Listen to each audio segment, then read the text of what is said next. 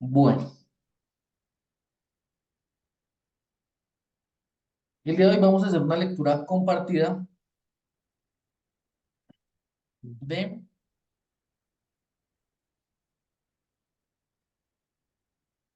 el conflicto armado en Colombia. ¿Listo? ¿Me confirman? ¿Están viendo mi pantalla? Sí, señor. Listo. Sí, señor. Entonces,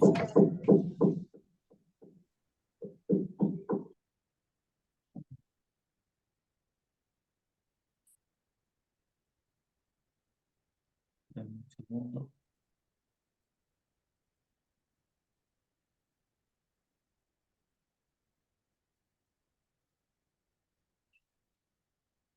Este libro se llama Almas que escriben y narra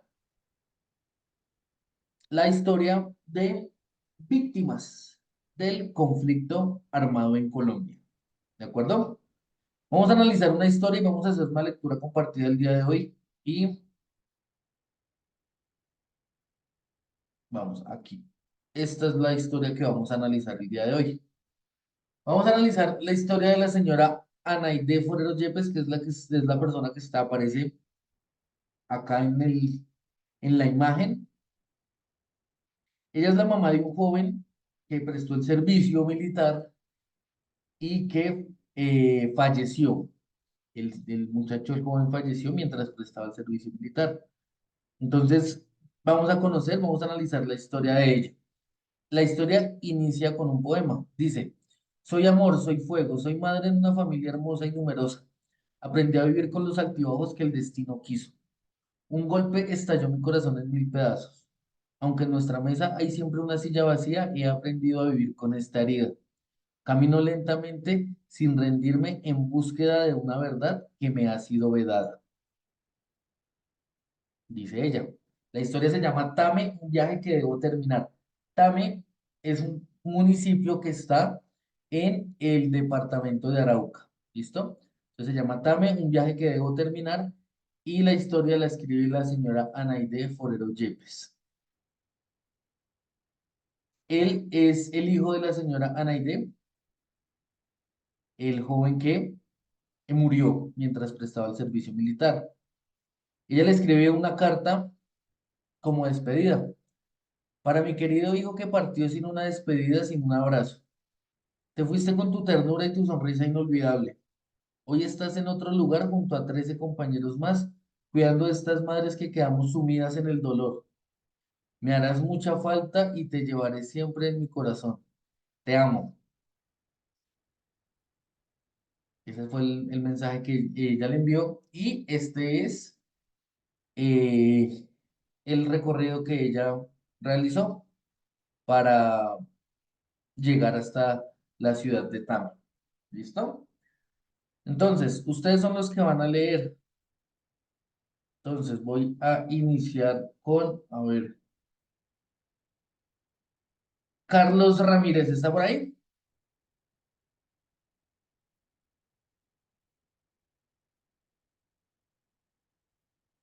No está. ¿Abraham está por ahí? Sí, señor. Listo. Ahora vas a empezar a leer, yo te digo hasta dónde lees, ¿vale? Oh, profe, yo todavía no. Es ¿No? que vea, te estoy en un teléfono que tiene la pantalla partida y no se ven tantas las letras bien. Ok. Entonces, a ver, Andrea, ¿estás por ahí? Ay, sí, profe. Hola. Hola. Vale, ¿me colaboras leyendo, por favor? Sí, señor. Dale, te escuchamos. Dice, la audiencia de reclamo por la muerte de mi hijo David Sebastián Galvis Forero estaba programada en Arauca para el 15 de febrero de 2018. Emprendimos el viaje desde Soacha 2 días antes a las 6:30 de la tarde. Viajamos 7 personas con el mismo propósito, ir a escuchar al único sobreviviente del ataque del 24 de agosto del 2013. en el que murieron 12 soldados y dos suboficiales. Sabíamos que era un trayecto largo y muy agotador. El bus iba lleno y ¿para qué? Para los demás pasajeros éramos personas comunes y corrientes. Pero no era así, nosotros íbamos con incertidumbres, tristeza y dolor. Yo iba realmente tranquila hasta que nos encontramos con un trancón en la entrada de Villavicencio. Una tractomula se había chocado con una moto y realmente los pasajeros de la moto fallecieron. Mi mente comenzó a divagar, pensaba en las madres de las personas que murieron allí y el dolor que sentiríamos el mismo por el que yo pasé. Aunque las circunstancias del accidente hubieran sido diferentes, sabía, sabía lo que sabía lo que es perder el accidente hubiese. Espérame, porque que me perdí. Sabía lo que es perder a un hijo. Después de 2 horas comenzaron a dar paso a los vehículos. El viaje de la noche fue muy largo e incómodo. El aire, el aire acondicionado iba encendido y en todo el camino tuvimos mucho frío. Al igual que mi cuerpo, mi alma estaba fría. Ay, me perdí, profe. Al igual que él estaba fría. A los, ¿A los qué? ¿Eso qué? ¿A la 1:30? ¿Sí, profe? A las 10:30. A las 10:30 de la mañana el bus se detuvo en, en Tame, Arauca, para que los pasajeros pudiéramos conseguir algo de alimento. Fue fue un choque muy fuerte. No podía creer que estuviera allí en el sitio donde mi hijo perdió la vida. Primero no quería bajarme del bus, pero mi hijo mayor, Edwin, que estaba acompañando, me insistió y me ayudó a bajar. Le dije que iba al baño mientras la gente pedía algo de comer, por lo que quería era averiguar dónde quedaba el batallón Rafael Navas Pardo, que era donde Sebastián presentó su servicio militar. Pregunté también por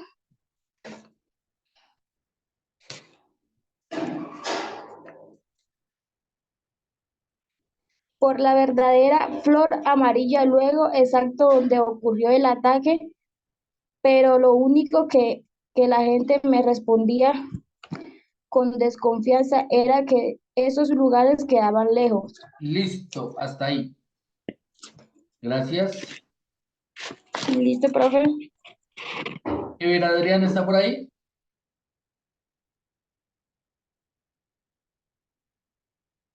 Adrián está por ahí. Sí, Ah, señor. listo. ¿Me colaboras leyendo desde acá, por favor? Bueno, Edwin, al darse cuenta de mi desespero, afanó a los conductores diciéndole que estábamos retrasados. Me dijo que también era una imprudencia hacer esa clase de pregunta. Me subí al bus sintiendo que dejaba mi corazón. Había estado muy cerca de alcanzar algo. Dejaba allí los últimos momentos de vida de mi hijo. Todo por estar prestando dizque un servicio obligatorio a él lo cogieron en una abatida en el Portal del Sur en Bogotá. No fue, no fue sino hasta después de su muerte cuando supe que se trataba de un procedimiento ilegal por parte del ejército. De haberle sido, hubiese bajado a mi hijo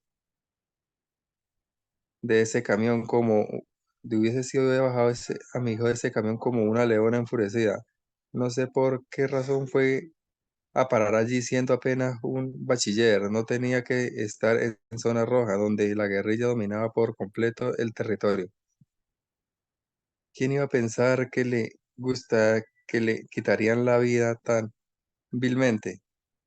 Siento rabia, dolor, un dolor que es muy difícil de explicar. Es como si me desgarraran las entrañas.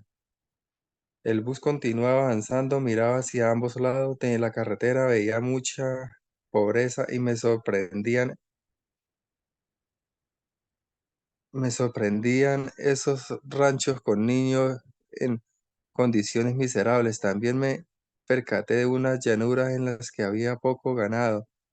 El 14 de febrero, más o menos a las 2 de la tarde, llegamos por fin a Arauca. Estábamos muy cansados. Lo único que yo quería era descansar. Menos mal ya teníamos alojamiento. El lugar en que nos hospedamos era pequeño. Reposamos un rato y después nos reunimos. Nos acompañaba un testigo que había sido compañero de Sebastián desde preescolar. Fueron compinches, alcahuetas de sus travesuras escolares. Entonces comenzamos a recordar los momentos que pasaron juntos a él. A él parecía mentira lo que le había ocurrido. A Sebastián costaba creer que después de todo lo que vivieron juntos ya no estuviera para seguir compartiendo la vida. Cuando sucedió el ataque, Sergio estaba en el Putumayo como soldado profesional. Al enterarse de la muerte de mi hijo, pidió permiso para acompañarlo en su última morada, pero no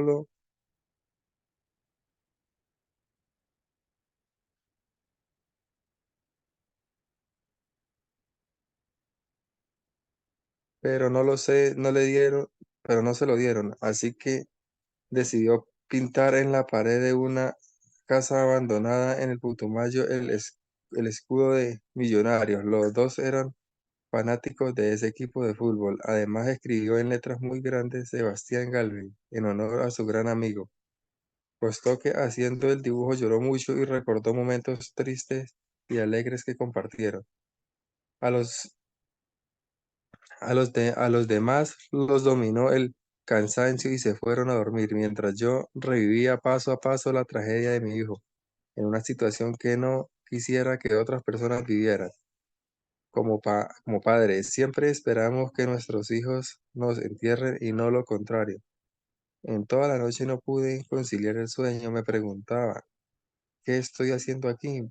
¿Por qué la muerte de un hijo me trajo a estas tierras tan lejanas, extrañas para mí? Recordé ese sábado cuando Sebastián me llamó al mediodía diciéndome muy feliz que estaba ranchando, es decir, preparando el almuerzo.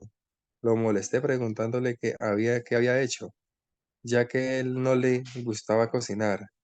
Me contestó que había preparado pollo y riéndome le dije, ¿y qué? ¿Con plumas y todo? Soltó una carcajada ahogada y me respondió, no, madre, hay dos profesionales y ellos me ayudan. Hablamos como por 10 o 15 minutos. Al despedirse me dijo, madre, la llamo en la noche para la bendición. Bueno, hijo, espero su llamada y colgamos. La llamada nunca llegó porque a la 1:40 de la tarde los atacó el frente de las FARC, encabezado por Alfonso Castellanos, recibiendo apoyo del ELN. Como iba a imaginarme que era la última vez que hablaba con mi hijo, de haberlo sabido nunca hubiera colgado. Listo, gracias. Vamos a ver. ¿Laura Enciso está? ¿A quién nombraste, profe? Laura Enciso. Profe, es que yo estoy usando la tablet de mi hija, es Olga Torres. Ah, ok, señora Olga. Listo. Señora Olga, Profe, yo no leo muy bien. Yo no Bueno, leo muy bien, entonces pero pues sí, yo Marinela. le hago. Ah, bueno, ¿sí? Sí, o sea, yo sí. Ah, Me bueno. duele mucho, ¿Vamos a ir? Sí, empiezo a ir, ¿verdad? Acá, sí, Me señora. duele mucho porque Me duele mucho porque un mes atrás de ese ataque, el 20 de julio, también murieron 12 soldados. Ese día Sebastián me llamó y para alivio mío me dijo, madre, tranquila, estoy bien. Antes de esa situación, el presidente Juan Manuel Santos bajó al sitio de los hechos y comprometió con mandar apoyo para que no se repitiera. Le preguntó hoy al señor Santos dónde estaba el apoyo que tanto mencionó, si al mes murieron otros soldados, entre ellos mi hijo. Y lo más triste es que todo el pueblo sabía del ataque, pues habían sido anunciados porque los subversivos a los habitantes del sector durante la mañana del sábado les habían recomendado hacer sus diligencias antes de las 9 de la mañana y no salir de sus viviendas después de esa hora. Por Dios, ¿cómo es que todo un pueblo sabía del ataque donde miserablemente acabaron con la vida de unos inocentes jóvenes que no superaban los 23 años y nadie dice nada? ¿Qué culpa tenían estos jóvenes de la guerra de la guerra sin sentido? No hay respuesta, me lleno de impotencia. Eh, esa, sa- eh, ese sábado día del ata- ese sábado día del ataque, alrededor de las 3 de la tarde, alejaban a la no, Alejandra, la novia de mi hijo, me llamó y me dijo, preocupada, hubo otro ataque en Aragua, pero no había profundizando, perdón, espero que me perdí. Profundizando la noticia la dio Virgen Dávila. Sentí angustia, lo llamé varias veces y no me contestaba. Prendí la televisión a ver si daban información, pero no dijeron nada. Nada más. Fue una noticia relámpago. Pasaban las horas y mi intranquilidad crecía Sebastián porque Sebastián seguía sin contestarme el celular. Alrededor de las 8:20 de la noche eh, estando con mi hijo menor Santiago en la sala de mi casa, entró una llamada preguntando por la señora Ana Edith. A Ana Edith respondí que estaba equivocado. La voz insistió diciéndome, habla con el capellán del batallón de Tame Arauca. Su hijo David Sebastián Galvis murió en combate, así fríamente, sin anestesia. Tiré el celular, empecé a gritar.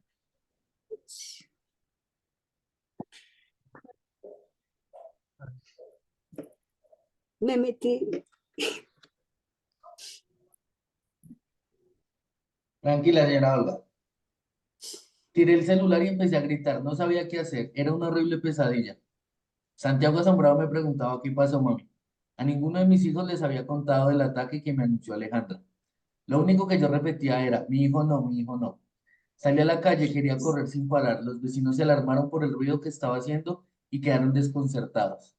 En ese momento llegó otro de mis hijos, Harold, y me llevó alzada a la casa. Le preguntó a Santiago qué pasaba. Él le contestó, él le contestó, recibió una llamada y se puso así. Buscó en el celular, devolvió la llamada y confirmó la terrible noticia. En segundos la casa y la cuadra se llenaron de gente. Algunos ya habían visto la noticia que el comandante del ejército, el general Juan Pablo Rodríguez, había anunciado. Para mí todo era oscuro, no coordinaba mis movimientos. Harold contactó a Edwin, mi hijo mayor, que vivía a unas 10 cuadras de la casa y para sorpresa mía llegó en segundos descalzo con los pies ensangrentados. Desubicados sin entender lo que pasaba, todos llevábamos tiempo viviendo en Soacha a compartir. De inmediato ubicaron a otros dos hermanos, Nicolás y Jorge Wilson, que llegaron a la casa muy angustiados. Nos abrazamos, llorábamos y nos preguntábamos cómo había sucedido todo sin encontrar respuesta alguna. Los vecinos y amigos nos acompañaron hasta que amaneció. El papá de Sebastián llegó como a las 3 de la madrugada. No volvió a sonar el teléfono, así que no obtuvimos información ni sabíamos cuál era el paso a seguir. Teníamos que ser nosotros los que actuáramos, entonces les dije a mis hijos, hay que hacer algo, movilicémonos. Pero ninguno tenía cabeza para nada. Edwin llamó nuevamente al batallón y le dijeron que en la tarde de ese domingo lo traían a Bogotá a medicina legal. Después del ataque lo dejaron allí durante todo el sábado. No les hicieron levantamiento por temor a una nueva ofensiva guerrillera. A través del tiempo supimos que el ataque se dio con una casa bomba y con un campo minado, que una perrita advirtió que había explosivos y que no atendieron su aviso. Luego la guerrilla los remató. Siempre que me encuentro a los compañeros de mi hijo en las ceremonias religiosas me entero de algo nuevo. Por ejemplo, hace poco supe que mi hijo se había enfermado de dengue y aunque le habían dado incapacidad durante 40 días, lo sacaron a combatir. El único número de contacto que tenían las fuerzas militares era el mío, así que empezaron a llamar mucho. Mi celular no paraba de sonar. Edwin era el que contestaba. Y estuvo en comunicación continua con los militares de Bogotá. Pero una de las llamadas las contesté yo y me dijeron, señor, ¿a dónde va a enterrar y a velar a su hijo? Por Dios santo, era una inaudita la frialdad con la que hablaban, sabiendo además que por derecho ellos tienen un panteón al norte de Bogotá. Yo no lo sabía. Pasó el domingo, estábamos con las manos atadas, lo único que quería era confirmar que mi hijo no estaba entre los 14 muertos. Fueron 2 noches sin descanso, sin saber nada. El fin de semana que mataron a mi hijo, hubo un paro camionero nacional muy intenso y no pudimos conseguir transporte para movilizarnos. Ya para el lunes logramos que nos prestaran un carro y madrugamos para medicina legal. Pero el mismo paro de transportes nos tardamos, pero por el mismo paro de transportes nos tardamos en llegar y ya los habían trasladado a la funeraria Montesacro en Teusaquillo. La entrada a la funeraria fue muy dura, era desolador ver allí a todos los muchachos en fila con los ataúdes abiertos para reconocerlos. Quería morirme en ese momento, las piernas no me funcionaban, miré a cada uno, tenían su rostro desfigurado y respiré profundo porque no reconocía a Sebastián. Llegué a pensar que mi hijo estaba vivo, la esperanza crecía en mí, pero Harold me trajo de vuelta a la dura realidad diciéndome, mami, Sebastián está ahí. El cuerpo que me señaló estaba con el rostro muy inflamado, así que le respondí, no, él no es. Pero algo lo identificaba, sus dedos pulgares cháticos. Sentí que me iba a desplomar, no quería aceptarlo, me quería morir. Sí, era él. Le preguntaba por qué se había ido sin despedirse. Le decía que aún esperaba la llamada que me prometió. Éramos los únicos familiares reconociendo. Los demás los enviaban a sus ciudades de origen. Les empecé a gritar muchas cosas incoherentes a los militares que estaban allí. Estaba desubicada, muy agresiva, tanto que el que nos atendió lo cogí por los hombros sacudiéndolo y gritándole, ustedes se llevaron a mi hijo como carne de cañón para entregárselo a sus buitres. Él asustado me contestó, señora, siento mucho lo de su hijo, pero yo aquí cumplo con un protocolo y soy el encargado de todo lo relacionado con el traslado de los soldados y sus funerales. Como al mes haciendo diligencias de la pensión y el seguro me lo encontré y me sentí avergonzada por lo ocurrido.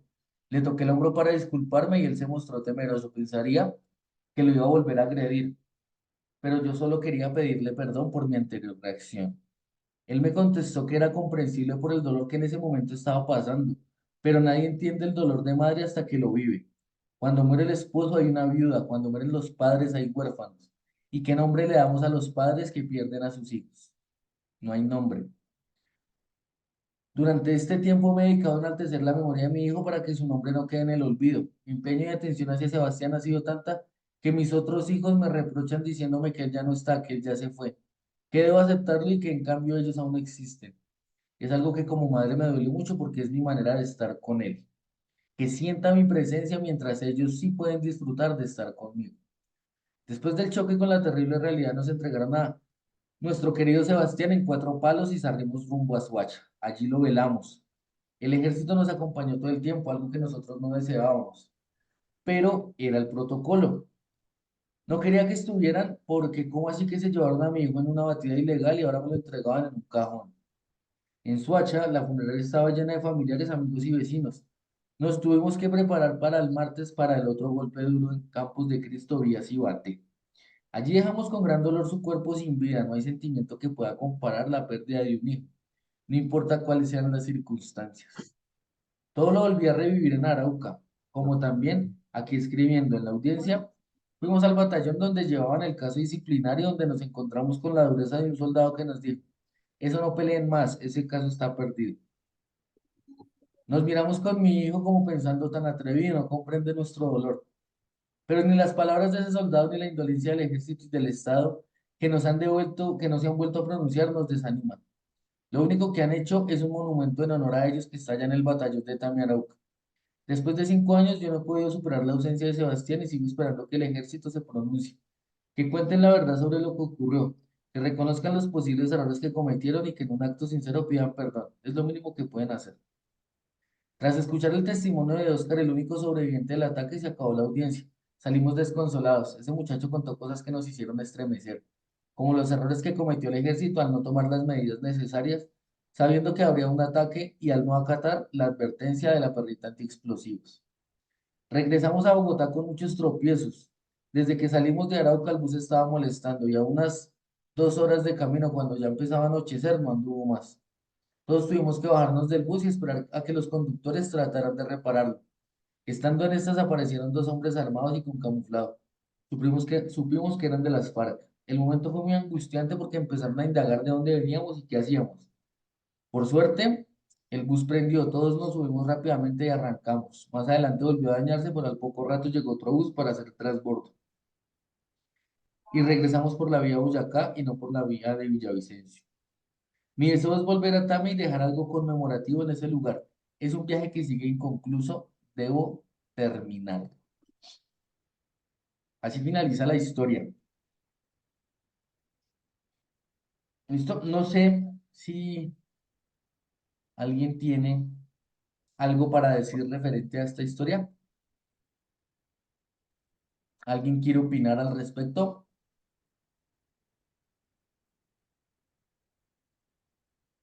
¿Ninguno? No. La verdad, profe, yo me metí en ese cuento y no pude seguir leyendo porque es muy duro, porque yo tengo mis hijos y es muy duro. Claro. La historia nos hace ver esa parte que nunca nos han contado. ¿Cómo se afronta la vida sin un hijo? Más sabiendo que está prestando un servicio al país y que te llevan de manera ilegal y te devuelven muerto. Eso es una de las tantas contradicciones que tiene este país. En Colombia hay aproximadamente 800.000 víctimas mortales, pero, por ejemplo, esta historia cuenta la muerte de este muchacho y la muerte de 13 personas más. Aquí estamos viendo una historia. ¿Cómo serán las otras 13 historias? ¿Cómo serán las historias de las 800.000 víctimas mortales? En Colombia hay más de 8 millones de familias que son víctimas del conflicto armado, así como la señora Nelly. Hay 8 millones de mamás, ¿listo? Hay 8 millones de familias que de alguna u otra manera han sufrido el flagelo del conflicto armado. Y lastimosamente nosotros nos hacemos los indiferentes. A veces no queremos opinar, no queremos decir nada. Y lastimosamente estamos normalizando esto. Y esto es gravísimo. Este joven nunca tuvo que haber muerto. Esas 13 personas no tuvieron que haber muerto. Esas 800.000 personas no tuvieron que haber muerto. Las personas de los falsos positivos no tuvieron que haber muerto. Pero sin embargo pasa y nosotros hacemos como si nada. Como no es conmigo, no me interesa. Eso es indiferencia. Y eso se ve en este país. Y sí o sí hay que cambiar ese pensamiento. Porque si no, las muertes van a seguir. Se supone que estamos en un gobierno del cambio y las masacres siguen. Siguen matando jóvenes, siguen matando personas. ¿Listo? ¿Cuál va a ser la actividad del día de hoy? Van a hacer una reflexión de esta historia en el cuaderno de sociales. Van a escribir una reflexión acerca del conflicto armado y la violencia que ha vivido Colombia. ¿De acuerdo? Y nos vemos en la siguiente clase. Gracias, profe. ¿Vale? Muchas Gracias, gracias, profe. profe. Pues como tal no podría ser un falso positivo. Estoy respondiendo aquí una pregunta del chat. No sería un falso positivo porque pues murió en combate. Una cosa es que tú mueras siendo soldado y otra cosa es que te hagan pasar por un falso positivo. Eso es más triste aún. Que jueguen con las necesidades de las Hola. personas. A los falsos, a los que son víctimas de los falsos positivos, se los llevaron con mentiras, diciéndoles que tenían trabajo. Y de un momento a otro aparecieron muertos y los hicieron pasar por guerrilleros. Eso es más triste aún, pero pasa en este país y es muy jodido que eso pase. ¿Listo? Listo, Nos profe, vemos. muchas gracias. Vale.